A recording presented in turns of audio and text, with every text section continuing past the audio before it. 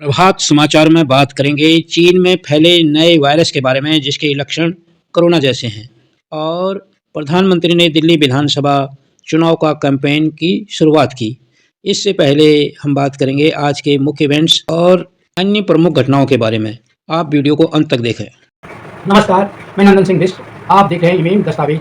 अगर आप इस वीडियो को YouTube चैनल पर देख रहे हैं और चैनल पर नए हैं तो चैनल को सब्सक्राइब करें, बेल का आइकन भी दबाएं। अगर आप इसको फेसबुक पेज पर देख रहे हैं तो पेज को लाइक करें। अगर आप इसको इंस्टाग्राम पर देख रहे हैं तो हमें फॉलो करें और वीडियो को शेयर करते रहें। इवेंट्स प्रधानमंत्री नरेंद्र मोदी की तरफ से ख्वाजा मोइनुद्दीन चिश्ती की दरगाह पर 11वीं बार चादर चढ़ाई जाएगी। कर्नाटक हाईकोर्ट में इंजीनियर अतुल सुभाष सुसाइड मामले में पत्नी निकिता सिंघानिया की जमानत याचिका पर सुनवाई होगी। प्रधानमंत्री बोले दिल्ली में आपदा सरकार, एक कट्टर बेईमान लोग, केजरीवाल का पलटवार, आपदा दिल्ली में नहीं भाजपा में। प्रधानमंत्री नरेंद्र मोदी ने दिल्ली इलेक्शन के लिए चुनाव प्रचार की शुरुआत की।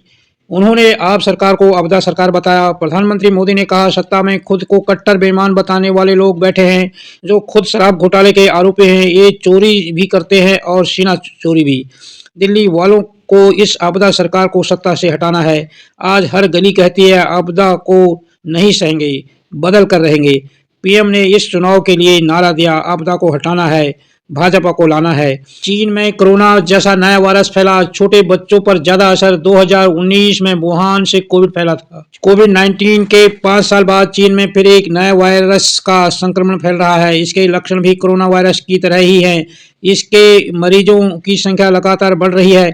इस नए वायरस का नाम ह्यूमन मेटान्यूमो वायरस है जो कि एक आरएनए वायरस है। वायरस से संक्रमित होने पर मरीजों में सर्दी और कोविड-19 जैसे लक्षण दिखाई देते हैं।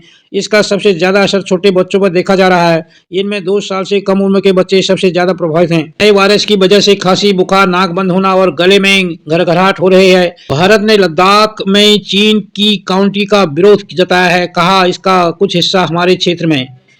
भारत ने चीन की ओर से लद्दाख के कुछ इलाकों को अपना बताने का विरोध किया है। विदेश मंत्रालय ने कहा कि चीन अपने हुतान प्रांत में 2 नए काउंटी बनाने की कोशिश कर रहा है।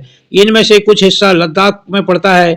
विदेश मंत्रालय के प्रवक्ता रणधीर जायसवाल ने मीडिया ब्रीफिंग में कहा, भारत ने लद्दाख में चीन के अवैध कब्जे को कभी स्वीकार नहीं किया है।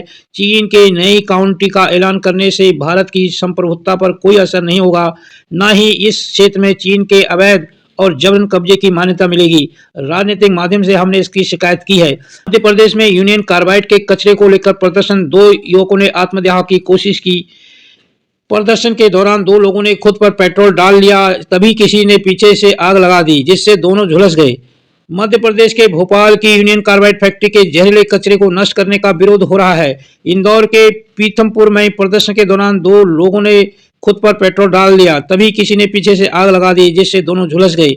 उन्हें इंदौर में चोइथराम अस्पताल में भर्ती कराया गया है।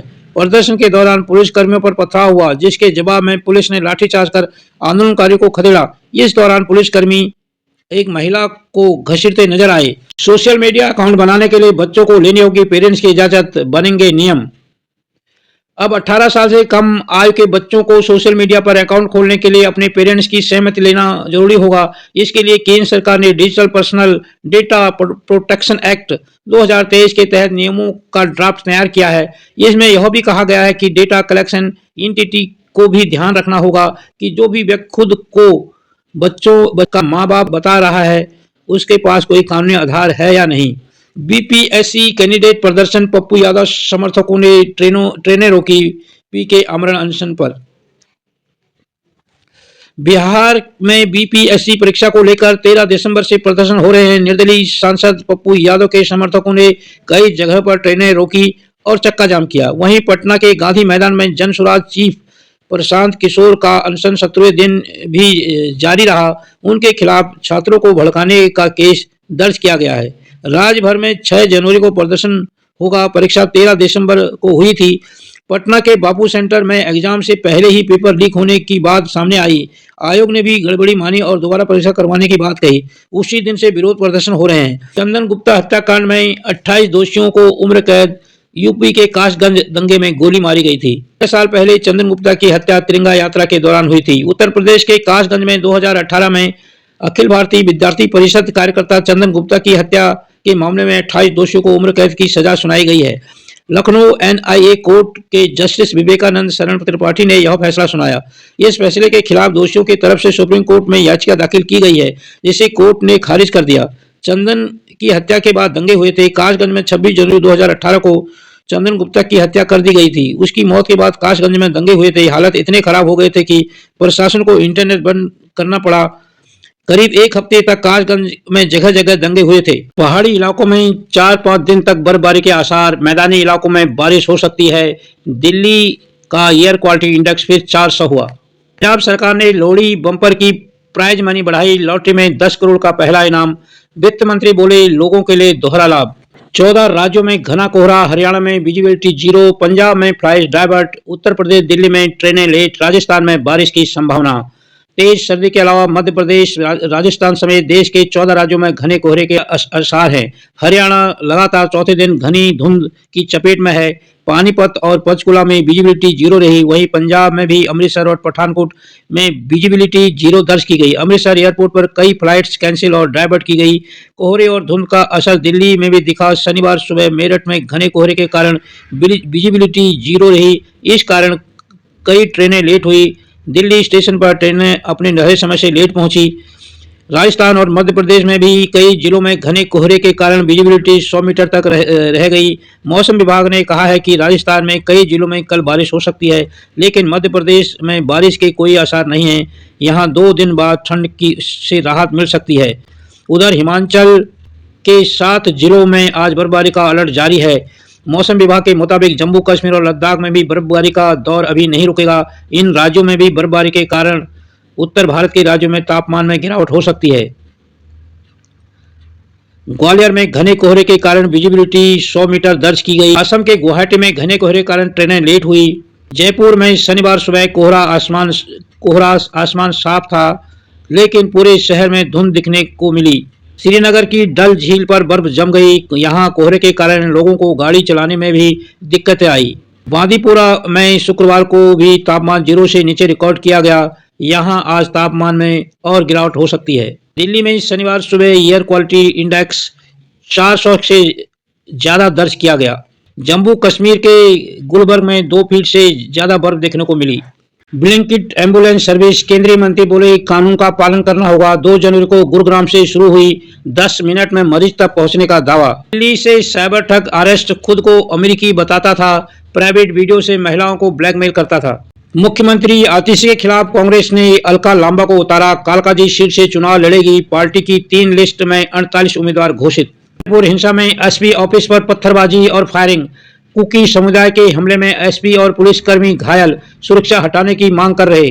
मनमोहन सिंह के घर अखंड पाठ और भोग। सोनिया गांधी और कांग्रेस के अध्यक्ष खड़गे पहुंचे। पूर्व पीएम को श्रद्धांजलि दी। अन्ना यूनिवर्सिटी में रेप केस। भाजपा ने न्याय यात्रा निकाली। पुलिस ने महिला नेताओं को हिरासत में लिया। अन्ना मलाई बोले राज्य में रेपिस्ट खुलेआम घूम रहे हैं। खनौरी बॉर्डर पर आज किसान महापंचायत। डल्लेवाल संबोधित करेंगे। हरियाणा पुलिस का हाई अलर्ट। 21 कंपनियां तैनात। धारा 163 लागू। पंजाब जाने वाली रोडें बंद।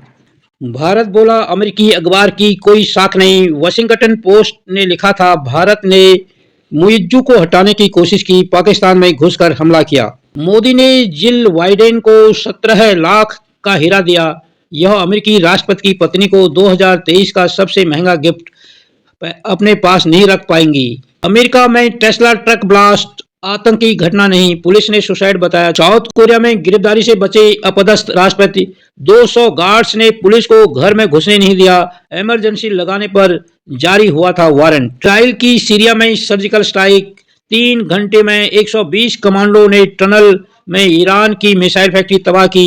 4 महीने पहले का ऑपरेशन। अमेरिका के कैलिफोर्निया में प्राइवेट प्लेन क्रैश। 2 की मौत, 18 घायल। फर्नीचर बनाने वाली बिल्डिंग की छत से टकराया और यहाँ 200 लोग मौजूद थे। फेम दस्तावेज पर ये थे प्रभात समाचार। आपको वीडियो कैसा लगा आप अपनी टिप्पणी में जरूर लिखना। अगर आपको हमारी वीडियो पसंद आई हो तो इसे लाइक करें और ज्यादा से ज्यादा शेयर करें ताकि बाकी लोगों तक भी ये जानकारी पहुंच सके। हमारे चैनल को सब्सक्राइब करना बिल्कुल ना भूलें और हमारे वीडियोस को सबसे पहले देखने के लिए बेल आइकन को भी जरूर प्रेस करें।